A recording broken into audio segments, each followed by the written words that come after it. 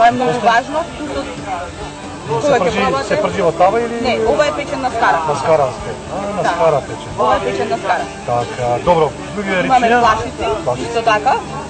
Тие се пржени во длабока мачиновија. Добро. И главно јадење, уште едно, значи ова е специјалитет. Ќе го видиме сега поред идење.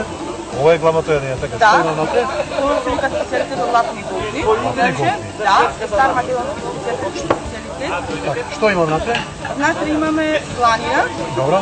кромис, патлижан, пиперки и ќопкиња обелено месо. Значи прво се пече погачата или како? Па се става внатре? Да, пече на погачата, се печи, се глави на грешност. Значи се глави погачата, средата потоа затоа се види од страните, пошто е лапни голди, се мака од натрешноста. Значи се мака од лапни голди, изворено. Имаме павлака внатре. И се ги идеме на пecijo. Ова порека се ги идеме во едно лепче во македонското сонце, правото. Правото македонско сонце. Што има натре? Квасец, брашно и вода. И сусам. Од озгора сусам. Тоа е се. Тоа е убавината, значи сусам.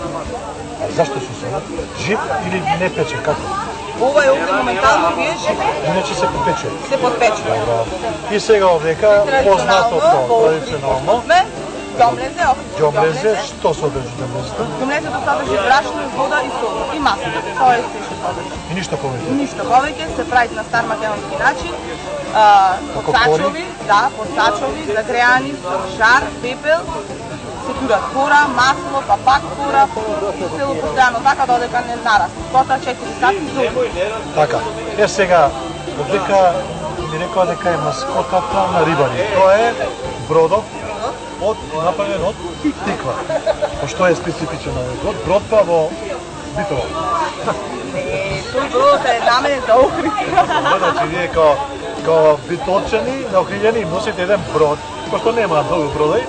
Што е ова брод, ајде видиме. Што има во него? Значи брод е направен од тиква, трска, премачкане со желатин, употребени се конов за материјал, мрежа. А внатре? Внатре тиква сецкана на патка. Сега да. И на крај, младиве љубители на торта и на убава тортичка. Охридска торта. Охридска Точно торта. све охридско, добро. Таа е охридска торта. Ај кажи сега како е. Значи, рецептот за охридска торта е многу специфичен, многу тешко може да се стигне до оригиналот на овој рецепт. Најчесто да сладкарите го имаат тие постарите што се.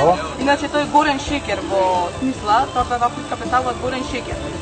Карамелизирана состојка, пандишпан, карамелизирана состојка, коптено пандишпан, обложена со шоколадо, сладко. Сега гледам младиве, но се поблиску, вие излагате од некој клише. Викаат младиве, па само брза храна, сендвичи, ништо повеќе. Од каде сега овие вакви јадење, па што е провокација да се дојде до ова да се научи ова? Па јас мислам дека убаво е ова што денес го направивме и целата манифестација.